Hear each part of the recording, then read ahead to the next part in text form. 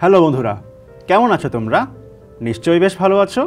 আমি মিজানুর রহমান হাসান তোমাদের সবাইকে স্বাগত জানাচ্ছি গো-জি8-এ।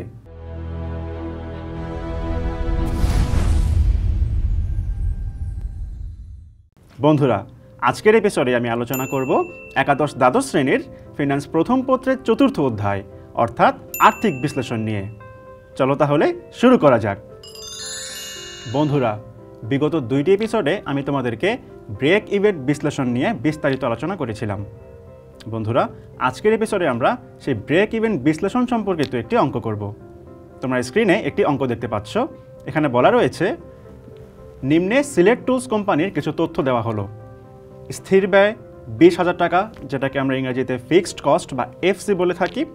তারপর রয়েছে প্রতি একক বিক্রয় মূল্য 10 টাকা, এটা হচ্ছে এসপি বা সেলিং প্রাইস পার ইউনিট। এরপর রয়েছে প্রতি একক পরিবর্তনশীল ব্যয় 6 টাকা, এটা হচ্ছে ভ্যারিয়েবল কস্ট বা সংক্ষেপে যেটাকে আমরা ভিসি বলে থাকি।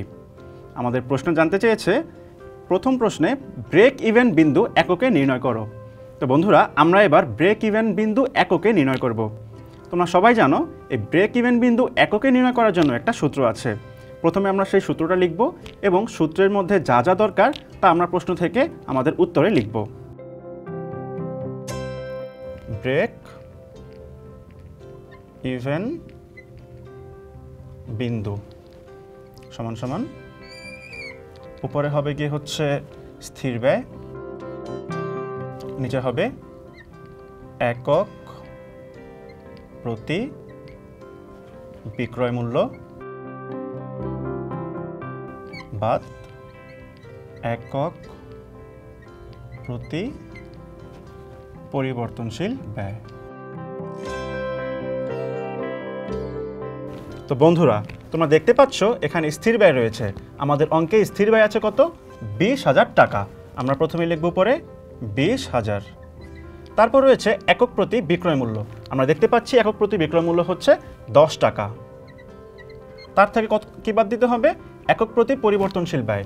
এখানে লেখা আছে একক প্রতি পরিবর্তনশীল ব্যয় 6 টাকা। তাহলে কি দাঁড়াচ্ছে? 20,000কে যদি আমরা নিচে 10 - 6 অর্থাৎ 4 দিয়ে ভাগ দিই তাহলে হবে কত? 5,000। বন্ধুরা, আমাদের ক নং প্রশ্ন জানতে চেয়েছিল ব্রেক ইভেন বিন্দু এককে নির্ণয় করো। আমরা দেখতে পাচ্ছি ব্রেক ইভেন বিন্দুকে যদি আমরা এককে নির্ণয় করি তাহলে তার মান দাঁড়াচ্ছে 5,000 একক। তো বন্ধুরা, এবার আমরা আমাদের খ নং প্রশ্ন দেখব। আমাদের খ নং প্রশ্ন জানতে চেয়েছে বিক্রয় মূল্য 10% বৃদ্ধি পেলে ব্রেক ইভেন বিন্দুর উপর কী প্রভাব পড়বে। এর অর্থটা আসলে কি দাঁড়াচ্ছে? এর অর্থটা দাঁড়াচ্ছে বিক্রয় মূল্য আগে ছিল 10 টাকা, এখন কি হবে? তার থেকে আরও 10% বৃদ্ধি পাবে।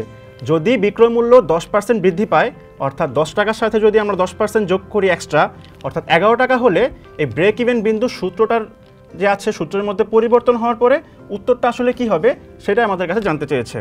তো চলো প্রথমে আমরা প্রতি একক বিক্রয় মূল্যের যে 10 টাকা আছে 10 টাকার উপর আমরা অতিরিক্ত 10% বৃদ্ধি করব। আমরা লিখতে পারি নতুন বিক্রয় মূল্য সমান সমান কত? 10 যোগ 10 গুণ 10%। যেহেতু বৃদ্ধির কথা বলেছে তাই আমরা এখানে যোগ করেছি। 10 টাকা 10% হবে গিয়ে হচ্ছে 1 টাকা, আর এদিকে 10 টাকা আছে, মোট হচ্ছে গিয়ে আমাদের 11 টাকা। এবার আমরা বন্ধুরা এই 11 টাকা দিয়ে পুরো সূত্রটার কাজটুকু আমরা সম্পন্ন করব। আমরা আবারও লিখব ব্রেক ইভেন বিন্দু। এখানেও আমাদেরকে এককে নির্ণয় করতে হবে। ব্রেক ইভেন বিন্দু সমান উপরে যথারীতি হবে গিয়ে হচ্ছে স্থির ব্যয়, নিচে হচ্ছে একক প্রতি বিক্রয় মূল্য, আমি সংক্ষেপে লিখছি, বাদ একক প্রতি পরিবর্তনশীল ব্যয়।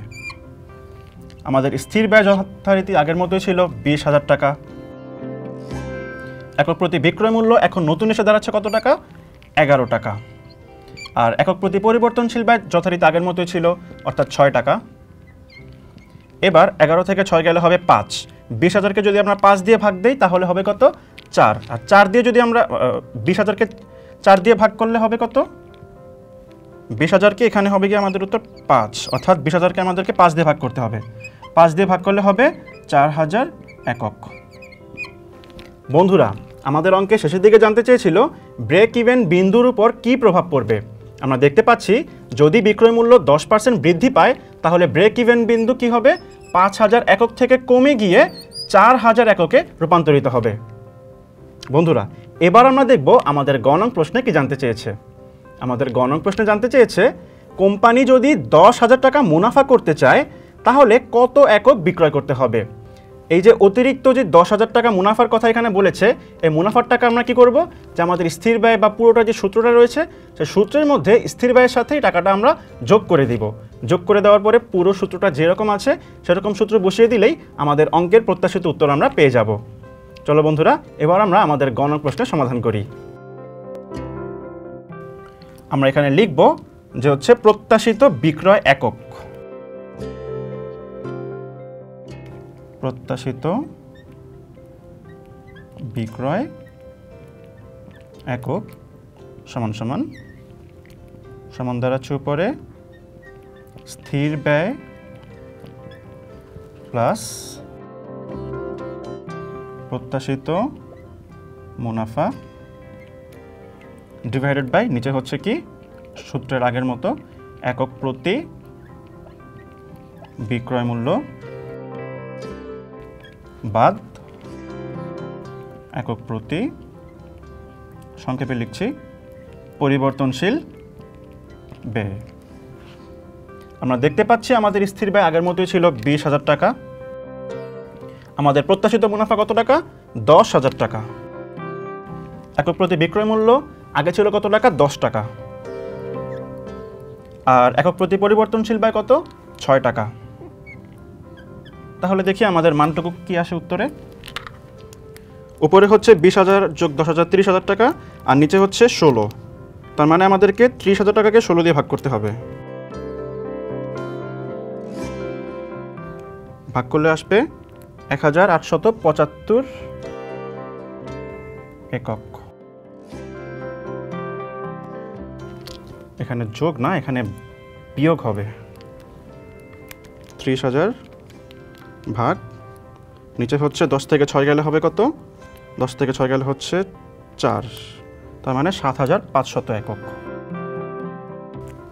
বন্ধুরা আমাদের গ নং প্রশ্নে জানতে চেয়েছিল কোম্পানি যদি 10,000 টাকা মুনাফা করতে চায় তাহলে কত একক বিক্রয় করতে হবে। আমরা দেখতে পাচ্ছি কোম্পানি যদি 5,000 এককের ঊর্ধ্বে যদি তারা এক্সট্রা 10,000 টাকা মুনাফা করতে চায় ব্রেক ইভেন বিন্দুর উপরে যে, তখন কোম্পানিকে 7,500 একক বিক্রয় করতে হবে। বন্ধুরা আশা করি আমাদের ক নং প্রশ্ন, খ নং প্রশ্ন এবং গ নং প্রশ্নের উত্তর তোমরা বেশ ভালোভাবে বুঝতে পেরেছ। বন্ধুরা আমাদের আজকের এপিসোড এই পর্যন্তই।